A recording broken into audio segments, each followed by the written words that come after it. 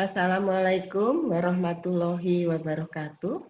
Mahasiswaku dimanapun Anda berada, marilah kita mulai perkuliahan kita di mata kuliah matematika mengenai fungsi.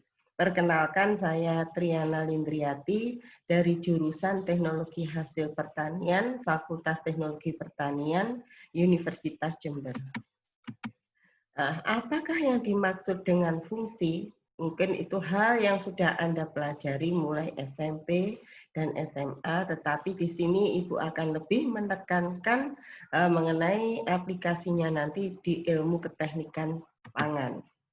Nah, definisi daripada fungsi itu adalah aturan yang menghubungkan atau mengkaitkan suatu anggota himpunan A dengan anggota himpunan B, yang Ibu bisa gambarkan seperti ini, di mana dari A ke B itu dari domain ke kodomain itu bisa dihubungkan. Nah, hubungannya itu dinamakan dengan fungsi. Ya, kodomain biasanya disebut juga dengan variabel tak bebas. Variabel itu bisa juga disebut dengan parameter, di mana fungsi kadang juga dinamakan dengan pemetaan atau transformasi. Dan A itu adalah daerah domain atau variabel bebas. Jadi nilai daripada B itu ditentukan oleh A dan fungsi. Oleh karena itu variabel B disebut tak bebas karena nilainya tergantung daripada A yang merupakan variabel bebas dan nilai daripada B itu ditentukan oleh fungsi. Sebagai contoh, ini adalah proses pembuatan jus semangka.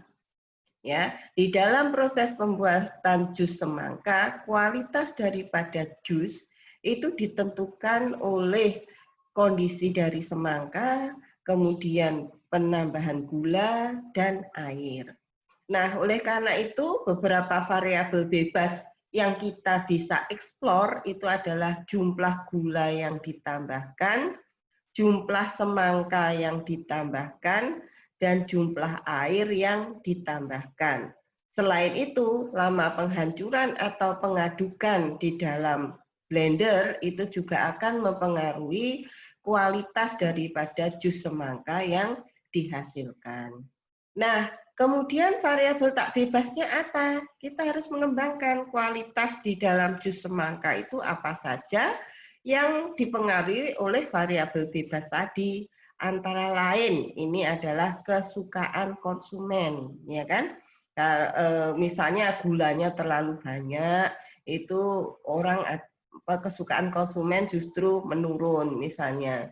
Kalau kemudian apalagi kadar gulanya terlalu banyak tentunya juga akan mempengaruhi kadar gula. Kurang gulanya juga akan menyebabkan penurunan kadar gula. Nah, selain itu beberapa kandungan atau komposisi gizi di dalam jus semangka seperti kalori, protein, lemak, karbohidrat, kalsium, fosfor, besi, vitamin A, vitamin B, vitamin C, niacin, serat, dan air. Ini semua nilainya juga akan dipengaruhi oleh jumlah gula yang ditambahkan, jumlah semangka yang ditambahkan, juga jumlah air yang ditambahkan.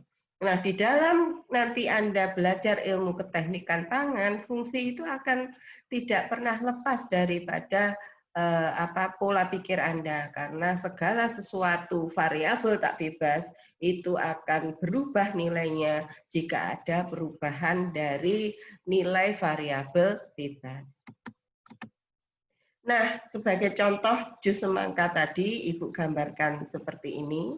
Jadi pengaruh gula terhadap kadar karbohidrat dan kesukaan konsumen. Jadi ini kita hanya mempelajari satu variabel atau parameter bebas, yaitu penambahan gula.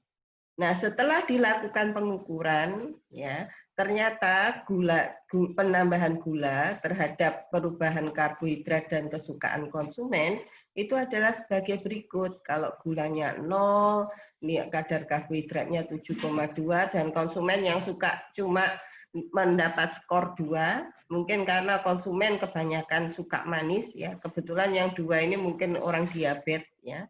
Kemudian gula yang ditambahkan 2,5 gram atau setengah sendok itu kadar karbohidratnya meningkat sekian dan kesukaan konsumen meningkat jadi 4. Nah, ternyata konsumen itu paling suka kalau gula yang ditambahkan 7,5 gram. Ya, di sini Anda bisa lihat bahwa konsumen memberikan skor 8,5. Nah, ini ternyata semakin banyak gula yang ditambahkan, kesukaan konsumen itu akan menurun. Karena orang ternyata tidak suka kalau jus semangka itu terlalu manis. Akan tetapi kadar karbohidrat selalu meningkat dengan penambahan gula yang diberikan.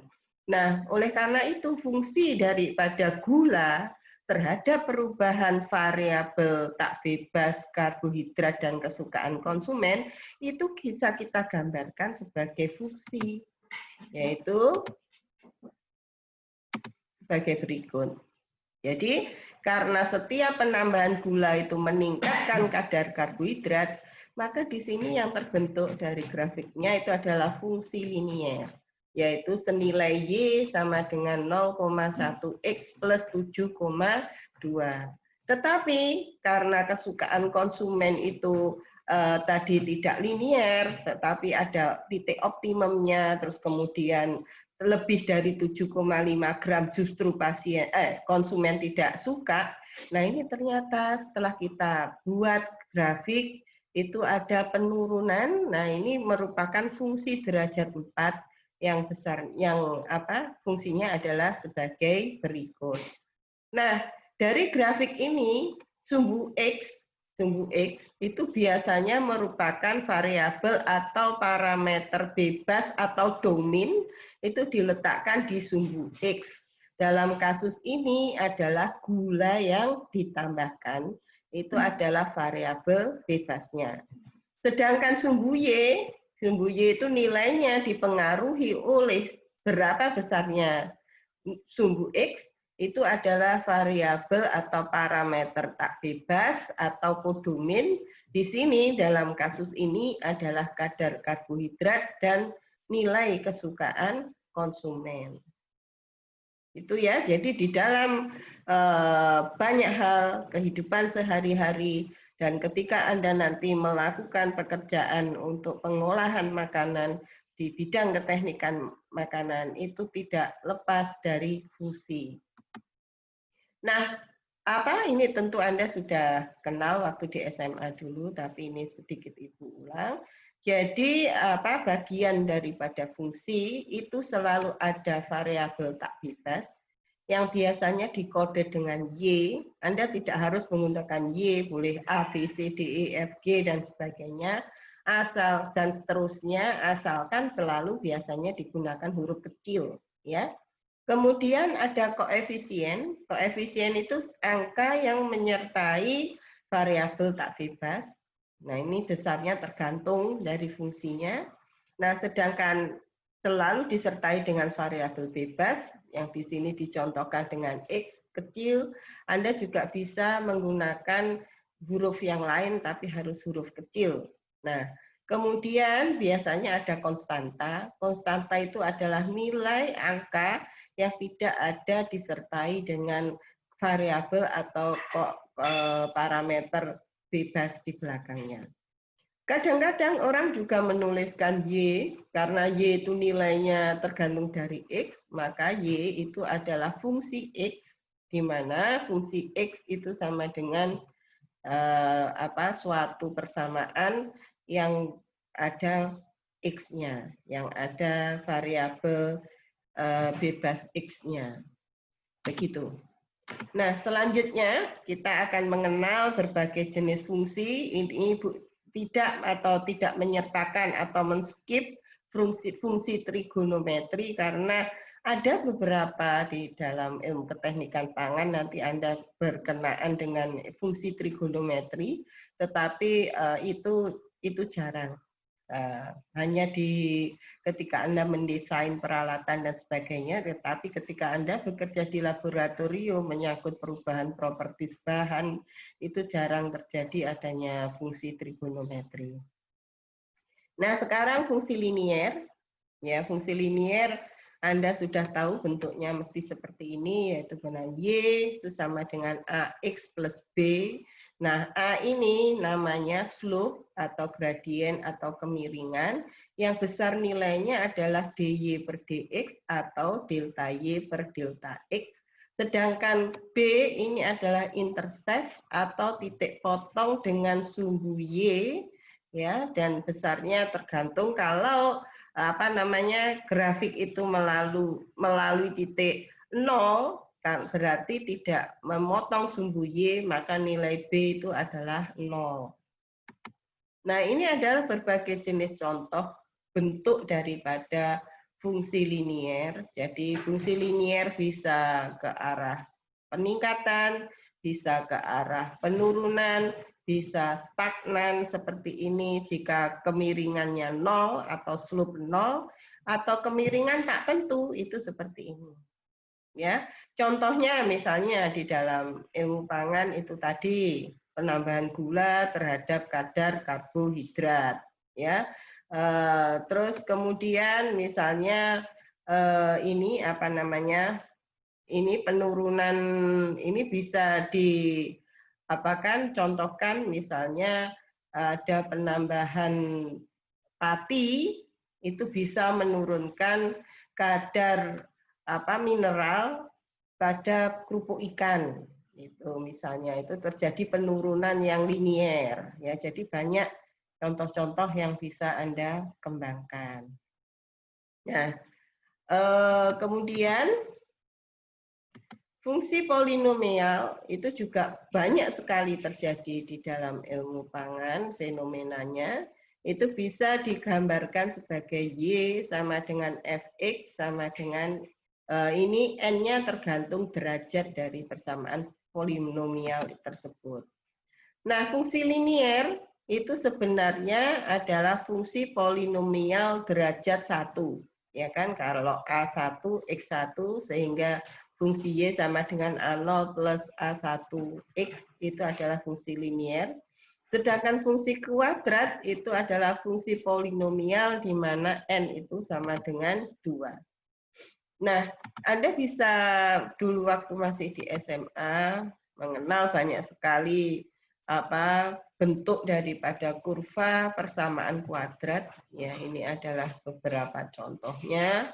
Nah, ini kondisinya jika D lebih besar dari 0, A lebih besar dari 0, gambarnya seperti ini.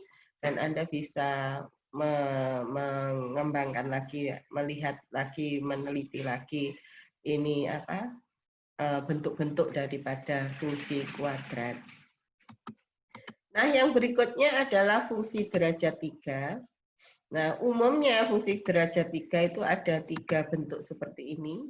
Jadi ada yang naik, kemudian turun, ada yang turun, kemudian naik, ada yang berbentuk seperti ini. Nah, umumnya biasanya yang bentuknya seperti itu, Y sama dengan suatu ini X pangkat 3 atau kadang-kadang di depannya ada angka tertentu. Ya, itu akan membentuk ini. Kemudian selanjutnya adalah fungsi pangkat 4. Fungsi pangkat 4 itu bentuknya bisa seperti ini, bisa juga seperti ini terkadang. Yang Ibu jumpai ada beberapa seperti itu. Kemudian yang jelas kalau fungsi pangkat 4 itu paling tidak dia ada 3 puncak, ya paling tidak. Kadang-kadang dia menyerupai fungsi kuadrat 2, tapi ini Ibu belum menyisipkan gambarnya. Kadang-kadang dia menyerupai bentuk kurva derajat 2. Ya. Kemudian yang selanjutnya adalah fungsi eksponensial. Fungsi eksponensial di mana biasanya variabel bebasnya itu ada di pangkat suatu konstanta. Ya, biasanya ditulis seperti ini, Y sama dengan A pangkat X. X-nya itu tidak harus hanya X saja, tetapi bisa suatu persamaan yang panjang, misalnya X kuadrat plus 2X plus 4, dan seterusnya, atau 2X plus 6, dan seterusnya. Tetapi secara umum yang dimaksud ini adalah suatu persamaan yang menyangkut variabel bebas X, misalnya. Nah, jika nilai A itu 10, ini pangkat daripada 10, maka kebalikan dari fungsi eksponensial itu adalah fungsi logaritmik, sehingga nilai daripada X itu sama dengan log Y. Ini fungsi logaritmik. Nah, kalau ini nilai daripada A ini 2,718281 yang biasa juga disebut dengan natural number atau E, maka nilai daripada X itu adalah ln Y. Sehingga Y itu sama dengan E pangkat X atau natural number pangkat X atau 2,718281. Ini belakangnya masih panjang, Anda bisa cari sendiri, bisa lihat sendiri di buku-buku, banyak sudah. Itu pangkat X atau persamaan X. Nah, kalau digambarkan fungsi logaritmik itu adalah seperti ini. Ya, fungsi logaritmik. Nah, ini adalah fungsi eksponensial. Bentuknya seperti ini. Jika konstantanya itu bilangan ini bukan bukan pecahan, bilangan bulat. Nah, ini arahnya ke sana, tetapi kalau dia bilangan pecahan atau 1/2, 1/4 dan seterusnya, maka bentuknya seperti ini. Nah, begitu juga jika nilai A itu lebih besar dari 1, maka grafik daripada fungsi logaritmik akan seperti ini. Jadi, jika nilai A itu kurang daripada 1, maka grafik daripada fungsi logaritmik akan seperti ini. Ya, yang berikutnya, ini adalah grafik fungsi natural number atau E tadi. Jika ini adalah fungsi eksponensial Y sama dengan E pangkat X atau 2,718 berapa seterusnya tadi, pangkat X, itu grafiknya akan berbentuk seperti ini. Akan tetapi jika dia kebalikannya, itu Y sama dengan ln X, maka grafiknya akan seperti ini. Nah, kenapa Anda sangat penting sekali mengenali bentuk-bentuk grafik dari suatu fungsi atau persamaan? Itu agar Anda bisa memprediksi nantinya kira-kira fungsi apa yang akan berperan terhadap perubahan dari suatu parameter tak bebas yang disebabkan oleh adanya perubahan parameter bebas. Jadi misalnya, ketika Anda mengamati perubahan pertumbuhan mikrobia dari waktu ke waktu, Anda catat datanya, Anda lihat grafiknya, grafik perubahannya terhadap waktu. Dari situ nanti Anda bisa memprediksi, oh pertumbuhan mikrobia saya ini kira-kira mengikuti fungsi yang mana. Ya, apakah fungsi logaritmik, ataukah fungsi ln, ataukah fungsi kuadratik dan sebagainya. Nah, rata-rata di ilmu pangan itu banyak sekali fenomena yang membentuk grafik fungsi logaritmik atau fungsi ln, ya, itu banyak karena misalnya perubahan itu secara natural tidak ada yang linier. Misalnya aja pertumbuhan manusia. Pada awalnya mungkin dari sisi berat badan, ya, atau dari sisi tinggi sudah. Bayi itu perubahan tingginya terhadap waktu itu bisa jadi linier. Tetapi pada usia tertentu kan melambat, agak landai. Nanti kalau sudah tua, terus habis itu landainya panjang, terus habis itu setelah tua dia akan menurun, ya. Begitu juga dengan ini ketika kita melakukan pengeringan ataupun penguapan dengan menggunakan suatu alat pengering, itu juga seperti itu. Jadi rata-rata awalnya penguapan itu berjalan cepat secara linier, tetapi pada titik tertentu ketika kadar air sudah tinggal kadar air ini kesetimbangan, nah itu penguapan akan sulit terjadi dan akan melandai, ya, dan bisa stagnan atau bahkan nanti yang terakhir kecepatan pengeringan itu akan mengalami penurunan. Jadi kebanyakan kejadian-kejadian di alam dan ilmu pangan itu biasanya awalnya itu adalah fungsi logaritmik, kemudian linier dengan gradien sama dengan 0 karena nilainya konstan, dan yang terakhir adalah logaritmik yang arahnya penurunan atau negatif. Nah, itu yang umumnya terjadi, tetapi ada banyak fenomena yang tidak mengikuti seperti itu, ya.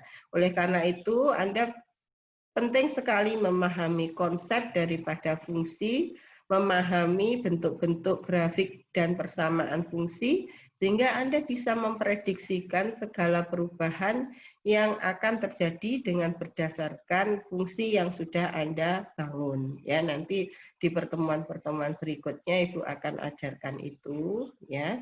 Oleh karena itu, di sini di pertemuan pertama tolong dipelajari lagi mengenai fungsi dan bentuk grafik-grafik yang akan terbentuk ketika kita melakukan analisa terhadap perubahan variabel bebas yang akan mempengaruhi variabel tak bebas. Nah, ini kesimpulannya dari kuliah kita sesi ini. Misalnya, jadi di dalam perubahan parameter ini tak bebas itu dipengaruhi oleh nilai daripada suatu parameter bebas di mana besarnya ditentukan oleh fungsi yang terbentuk. Nah, di mana fungsi itu bisa digambarkan menggunakan grafik X dan Y, di mana sumbu X itu adalah variabel bebas atau domain, sedangkan sumbu Y itu adalah variabel tak bebas atau kodomain. Nah, untuk tugasnya nanti bisa Anda download di Sister dan Anda kumpulkan sesuai dengan jadwal yang ditentukan. Saya kira cukup sekian apa yang Ibu berikan saat ini. Wassalamualaikum warahmatullahi wabarakatuh.